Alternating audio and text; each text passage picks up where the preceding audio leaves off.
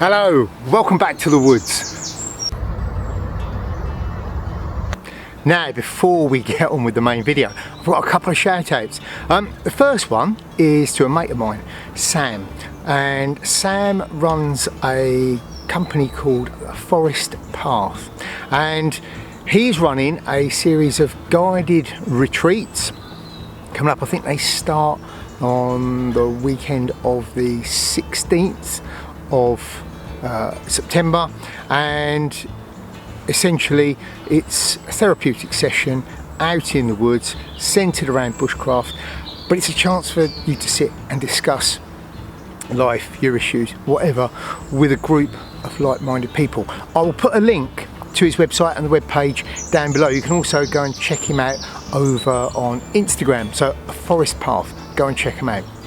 Now, my next shout out is, well, it's for a guy called Nick Goldsmith, and I know some of you might be aware of him, some of you might not. He's a former Royal Marine. He is a bushcraft instructor. He does a lot of work with veterans with PTSD, and I'll say he's got a YouTube channel. Used to be Hidden Valley. He's now down as Nick Goldsmith, and he's trying to get his views back up, so pop over and check him out. Also, he's a published author. He wrote this book, How to Rewild Your Mind, and it's a brilliant book. If you haven't got a copy, go out and get a copy. It's an excellent book, and it does what it says on the tin, rewild your mind. It's a very good book. Go and have a look. Now, this video is it's a kind of a simple stick project, although it's probably more of a simple log project to be exact.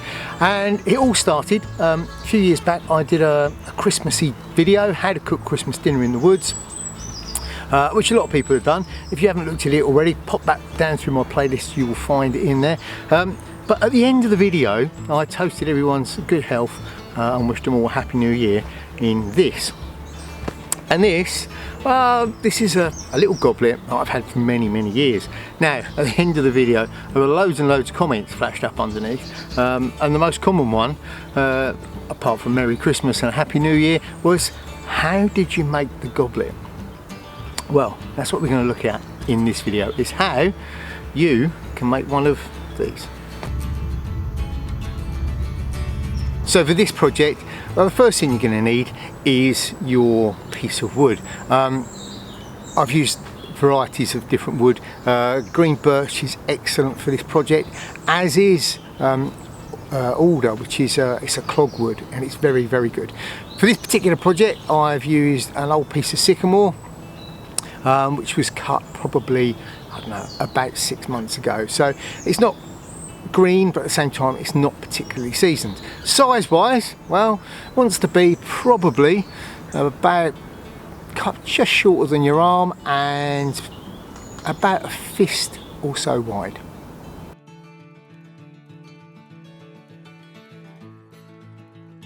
Now, as far as tools, you're going to need a saw, obviously, for harvesting your wood and getting it to the size, and I used a pruning saw for actually cutting it down to size, and that's pretty much all you need.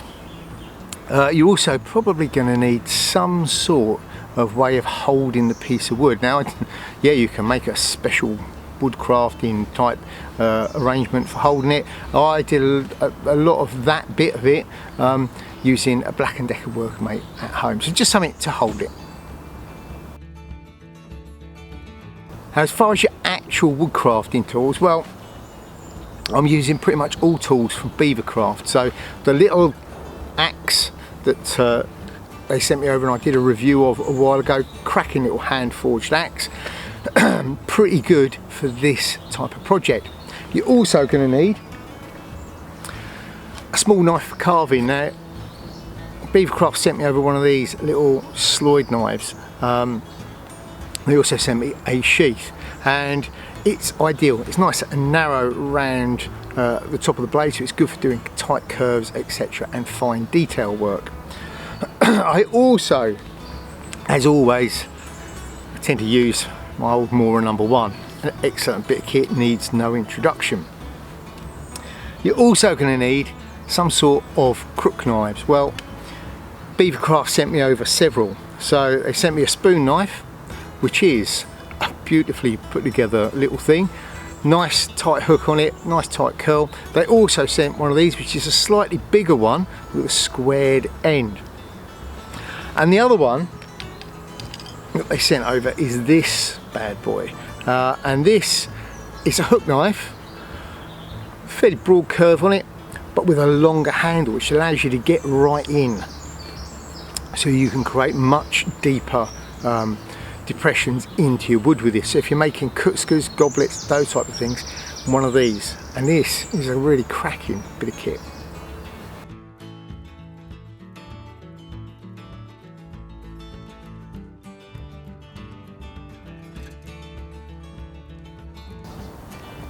So this is a project that it's going to take you a little bit of time, probably at least a whole day. You can do it out in the woods, you can do it at home. What I've done over this one is I've done it over several days. So I just sort of fitted it in around family life. So it's a nice, easy to do project.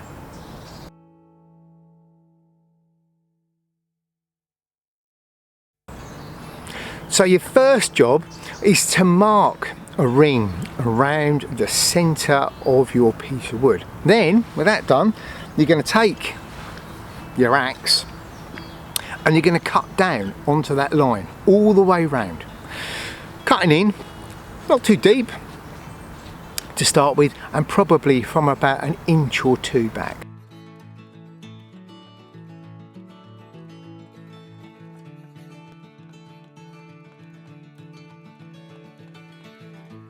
That's all.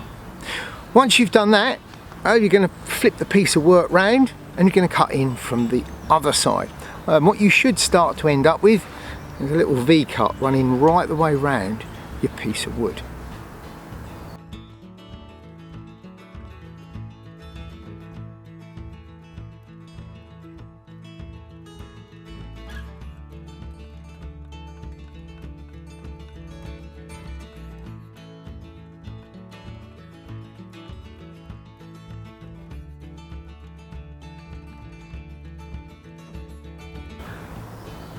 So once you've cut round with the axe, what you can then do is take your knife and start to tidy it up, that little V. Also what that allows you to do is to take the neck of the goblet down quite narrow. So you should have the base and the main goblet on top and then this narrowish stem at the bottom. You can make it as narrow or as chunky as you like.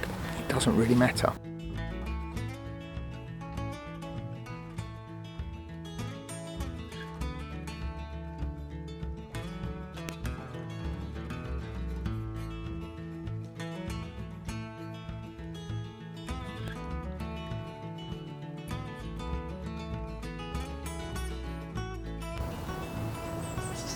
Now with that done, have a good look at your piece of wood and decide which end you want the best end to be, and that's going to be the end where your goblet is. And what you're looking for is an area that's relatively knot free, hasn't got any little knots sticking out the side or where there are side branches. You want it as smooth as possible, and that's going to make your life a little bit easier when it comes to scooping out the insides.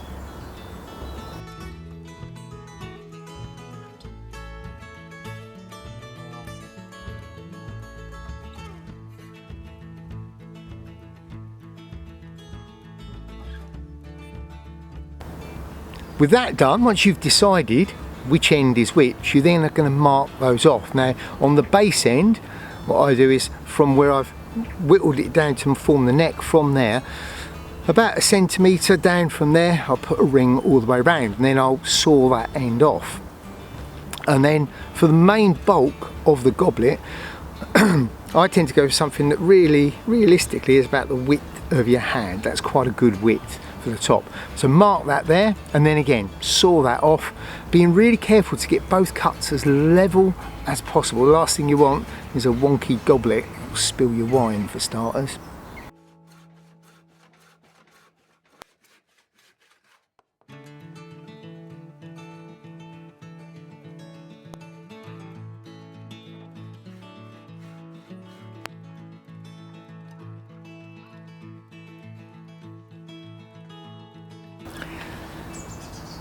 Now once you've done that and you've checked that both edges are relatively even, what you're then going to do is begin the process of scooping out the centre of the goblet. And to do that, and on my original one, this one, all I did was just take a little spoon knife and then I gradually worked away at the top. But you can speed the process up, particularly if it's one that you want a bigger volume. And to do that, all you want is a fairly broad auger. Drill down through the centre, and I tend to use where the actual centre mark is, where the pith in the centre of the wood is, and then drill that out. It's not always bang on in the centre, in fact in this one it's slightly off centre, but drill it out to the depth that you want it.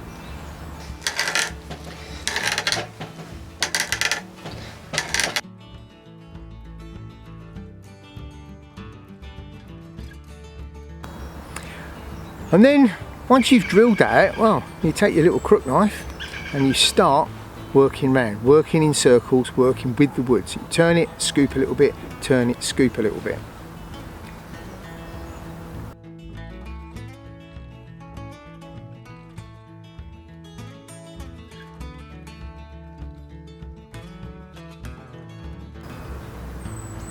Now your aim is to sort of open it up, and with the standard spoon knife or crook knife you can open it up reasonably wide. What you can't do is go particularly deep, because the geometrics of it, the length of the handle won't let you do it, and that's where this comes in. This is absolutely ideal because it gives you that much extra reach, so you can actually go down pretty deep with it.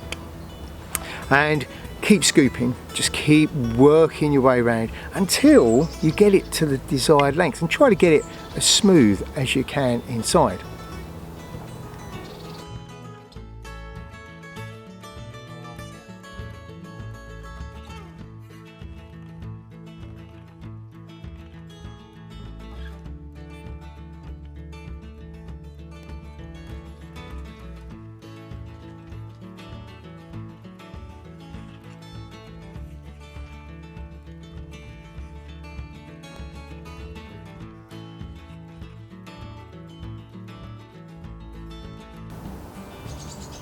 Now, once you've scooped out the inside and you're happy with it, well then you can start on the outside, and it's up to you. Well, where I've done ones in birch, or in this case alder, I tend to leave the bark on, but you don't have to, you can shave it away, and with this particular one that's what I've done. So again, working my way around the outside, taking little cuts, I've gradually begun to smooth down the outside and get it shaped.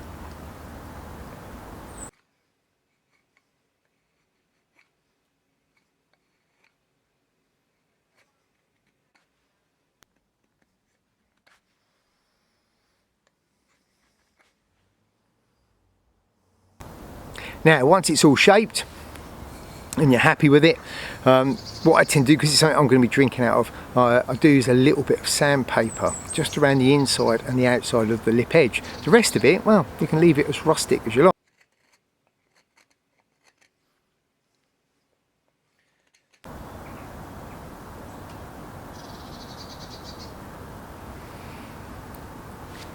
And this is the almost finished article. So as my base, I've done quite a hefty base on it, so it's nice and solid. It's not less likely to tip over. I've scooped out to a good depth in the base there, and I've narrowed the neck. What I've also done is I've scorched it. I've scorched it on the inside, and then for decorative purposes I've scorched around the outside. Now the scorching on the inside, well, the purpose of that is twofold. By scorching it, what you're also helping to do is to make it more watertight. I'm still going to oil this, and what I'm probably also going to do is probably pyrograph a little design around the outside. But that is the little finished project, and it is a cracking little thing. As I said, it's quite a nice way to spend a day. And you've got something that you can use for a good long time sat around the fireside, and it's quite a nice tactile thing. But yeah, a good way to spend a day out in the woods. Get out there, give it a go, see if you can do yourself one. It's relatively simple. The techniques that you need. Again, they're all basic cuts and the equipment is relatively simple.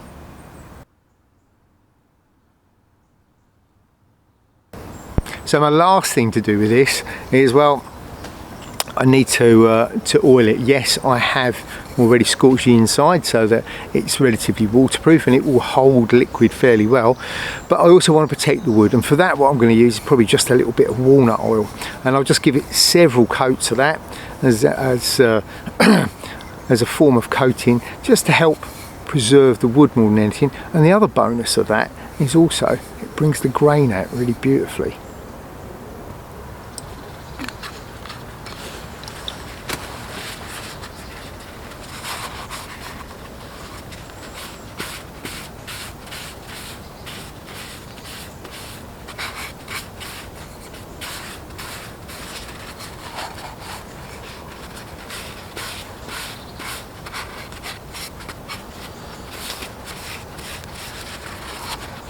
So there you go, a simple little wooden goblet you can make for yourself to use out in the woods for those little bushcraft soirees. If you enjoyed this video, then remember, hit that thumbs up button, and if you haven't already, please like and subscribe to the channel. Down below in the description box you will find links to my social media, so Instagram, Facebook, etc., and there is also a link down there to my Etsy shop. Keep your eye on the shop because there's a few new bits coming in, including my Velcro backed Greencraft patches, so you can add them to your cap, your rucksack, whatever, anything that's got a lump of Velcro on, you can just add it straight onto there, and they'll be in the shop very soon, so keep your eyes on the shop. I think that's everything. I've been Neil, and until next time, stay safe.